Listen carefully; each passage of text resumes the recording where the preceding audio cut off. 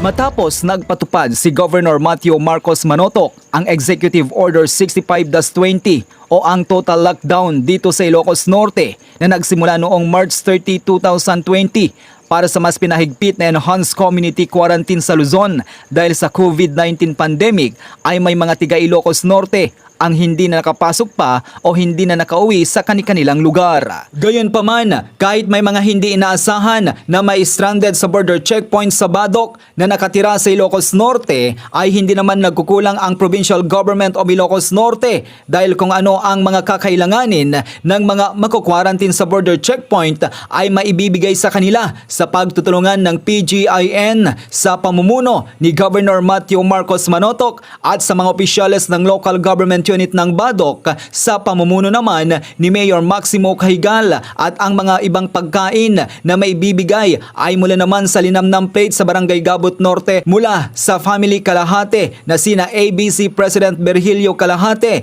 INEC Director Joseph Berhel Kalahate at Provincial Treasurer Josephine Kalahate. Matapos naabutan ng isang OFW na galing Hong Kong na si Ginang Mariflor Balianca na tiga Barangay Bagbago, Sorsogon, Ilocos Norte, ang total lockdown ay dumaan muna siya ng quarantine sa Badoc, Ilocos Norte bago na pauwi sa kanilang lugar.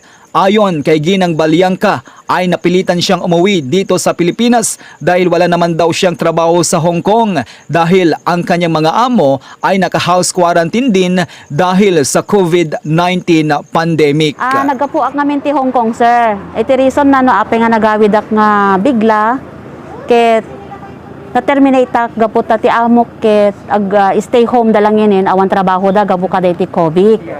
Iso nga Jackmit may sa sir, Jackmit mabalin ti ag-stay di Hong Kong ti mabayag kasi adamit di limit na. Ken may sa awam ti adu nga kwarta nga usarik sir. Iso nga nag-decide aklatan nga agawid ken di amok met ti mismo nga agpaawid kanyakon. Iso nga Jackmit mabalin ti ag-stay di Hong Kong, agal-alangan nga agrent nak ti pagyanak. Agrent nak ti pagyanak katangik mit ti every meal ko. Iso nga sako lang namin naamuan nga lockdown iti Ilocos Norte idi dakam dito Ilocos Sur sir ta ni amok namin isop nagi-booking ti ticket ko ket awan mabaling ko sir nagbaka sakali aklat tamit sir iso nga nagarkela ak ti taxi 16,500 ti arkelamit ti taxi talo kami, may isa nga taga Batakin, may isa nga taga Ilocos Sur. Pinayagan da kami mit ti DOH Ijay Airport. Yes sir, kasi na-monitor kami mit Ijay bago kami rimwar. Gaputa awam mit ti nakitaan da kada kami nga case ti COVID, pinarwar da kami di Ijay unig ti airport. Pinayagan na kami mit ti OWA, handa kami mit mabaling i-quarantine ti OWA kasi crowded kunana. Baka DJ kayo nga magkaalat ti sakityo. Iso nga babaling kay latang agawid kunana mit kanyami sir. Iso nga dito sir, apay nga dakit nga dito iti nakakwarantina. Ayon pa kay Ginang Balianca, ay laking pasasalamat niya kina Vice Mayor Bob Sacro kasama ang mga miyembro ng Sangguniang Bayan sa Sorsogon sa binigay nilang tulong at mga pagkain habang siya ay nakakwarantin. Agyam-yaman kami kina Apo Vice nga Sacro, kindi iti Sangguniang na nga timul tulong kada kami, handa kami mit binaybayan. Iso dati umay nang cover ka dati pagyanami sir tapno ti kastamit ket hang kami met nga nakatiwangwang latan nga makwarantin kasi handa kami met kahit nga awatin di Sorsogon sir. Anjak amo kasi kunada lockdown. Okay, ada kami kadijayen. Ngem ti kunami met kuma ipanda kami iti nasaysaya at kung mga quarantine area nga nangaro din no diti kami nga makaalat sakit ni sir. Iso DJ sir, ti hangkong in-expect nga kasto iti paka-quarantine nga talaga sir. Nagpasalamat din si Ginang Balianca sa mga frontliners na mga miyembro ng mga kapulisan at mga opisyales sa bayan ng Badoc, Ilocos Norte sa pamumuno ni Mayor Maximo Cahigal dahil sa mga tulong at mga binigay nilang pagkain habang siya ay naka-quarantine. Nagapu ka dito Mayor ti Badoc nga nasaya at mit ti panagpuspuso na apo nga hana kami mit binabayan. Every meal may bigat aldaw malem ada ibaon na kadagiti frontliner nga pulis iso dati may mangmangted kanya mit ti foods mi dito sir. Ken aglutluto kami met no daduma no daso nga da rice cooker mi adamit ti pagpapudutan mi ti danom. At imbag lang nga dati usarin mi met no kasdi nga mabising kami sir makaluto kami met laptat kanin mi. Iso nga dakkel nga yaman mi met ken ti mayor ti Badok ta handa kami met binaybayan ta urehang kami nga taga Badok ket naasikaso dakada kami sir. Sa naging karanasan naman ni Ginang Glenda Sahagon at ang kanyang asawa, nagaling sila sa lalawigan ng Pangasinan dahil pinuntahan nila ang kanyang amang senior citizen na may sakit at noong gumaling na daw ang kanyang ama ay dali-dali na silang umuwi at ayon sa kanya ay hindi niya inaasahan na naipatupad na pala ang total lockdown dito sa Ilocos Norte kaya hindi na sila pinayagan ng mga frontliners na nakabase sa border checkpoint sa Badok kaya hindi na sila nakauwi sa kanilang bahay sa barangay Nagpatpatan, Solsona, Ilocos Norte. Adda nga nagrigat tinapasaran mi sir.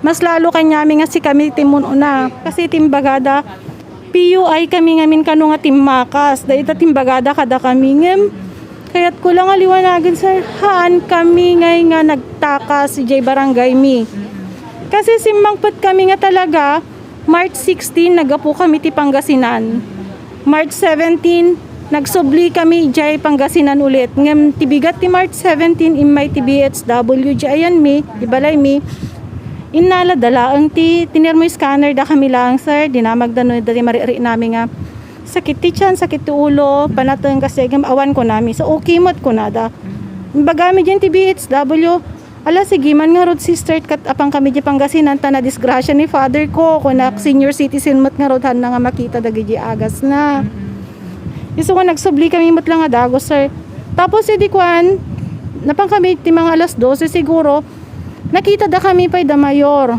Limabas kami jay Santiago. Pinara na kami ti may isang bodyguard na.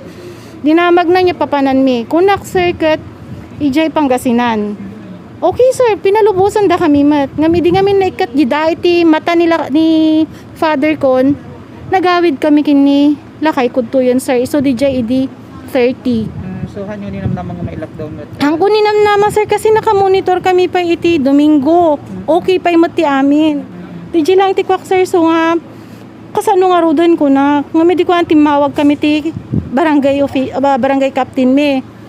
Isumatan nga namuakon nga PUI kami gayam kano. PUI kami nga di da kami mutlayin informan o rela ko man nag-text da kada kami, bagada kada kami. Awan nga pulo sir natanggap mi nga kasjay. Iso nga nabiglaak. Hanak makapag-react. Matapos na stranded ang mag-asawa ay sinubukan niyang humingi ng tulong sa kanilang alkalde pero ayon kay Ginang Sahagon ay wala man daw response. Dikwan, sumagbamanungal daw timawagak itim kwamanan kinapo mayor pakpakaasiak ti maysa ngay nga bodyguard na kunak. Makisarita kami man kini mayor ngam di na kami mat in-entertain ni mayor kasi timmakas kami nga rod kano iti probinsya tayo. Digi timbagada apo. Ngem han ngagpaiso digi timmakas kami apo. Ore pa i-check da. Noon niya ti talaga nga napasamak. Handa ak apo nga harapon isuda. Nagpasalamat naman si Ginang Glenda Sahagon sa mga miyembro ng Sangguniang Bayan sa kanilang lugar sa pamumuno ni Vice Mayor Bob Sacro dahil noong nalaman na daw nila na may kababayan silang na-stranded sa border checkpoint na papasok dito sa Ilocos Norte ay agad daw silang gumawa ng paraan para matulungan ang mag-asawa. Dagdakkel nga yaman ko iti grupo ni Vice Mayor Sacro agyaman dagiti Sangguniang Bayan nga kadwa na po pati TV si President Medi nga kadwanda. Iso nga dakti panagyaman mi iti grupo ni ako Vice Mayor Sacro apo. Ami nga maliplipatan inton ka numan tintud da nga suporta kan tulong kada kami sir. Dito lang ti may bagak sir. Noong araw ng Martes, April 14, 2020 ay nakauwi na sina Ginang Mariflor Baliangca at Ginang Glenda Sahagon kasama ang kanyang asawa. Mismong mga staff ng Municipal Health Office ng Solsona at mga barangay officials ng Barangay Nagpatpatan at Barangay Bagbago ang sumundo sa kanila. Ayon naman kay Municipal Health Officer Dr. Roth de Lara, sa bayan ng Solsona ay wala namang mga sintomas ng COVID-19 ang nakita nila sa tatlong na stranded habang naka-quarantine at i-endorse na nila sa kanilang punong barangay para sila ang katulong ng RHU sa pagmo-monitor habang mag-house quarantine ulit sila ng 14 na araw. I-endorse mi yan ti barangayan, sir. Kasi isang inayabang mi ti barangay captains nga in charge kada ay nga kabarangayan da. Tap na iso dati may mangkita, mangkatulungan mi mang monitor. RHU mat lang. O, kasanti history ti health na po after nga na-quarantine that sir. Okay mo, sir. Isong nga napangkap nga imo na nakikoordinate yan ti RHU bado kasi iso dati nang monitor. Isong nga kinita mi na record da. So far okay da mo, sir. Kung bago ka pa lamang sa aking YouTube channel at kung hindi ka pa nakasubscribe, mag-subscribe ka na at huwag kaligtaan na i-click ang notification bell upang sa ganon ay palagi po kayong ma-notify kapag may bago pa akong i-upload na video o content. At huwag din kaligtaan na i-like at i-follow ang aking Facebook page na JCQ Online TV. Dito po kayo makakapanood ng mga local documentaries mula sa Ilocos Norte at nearby places, mga local news, local features at mga iba't ibang vlogs. Joey Cordero Kiawit sa YouTube at JCQ Online TV sa Facebook page. Maraming salamat po.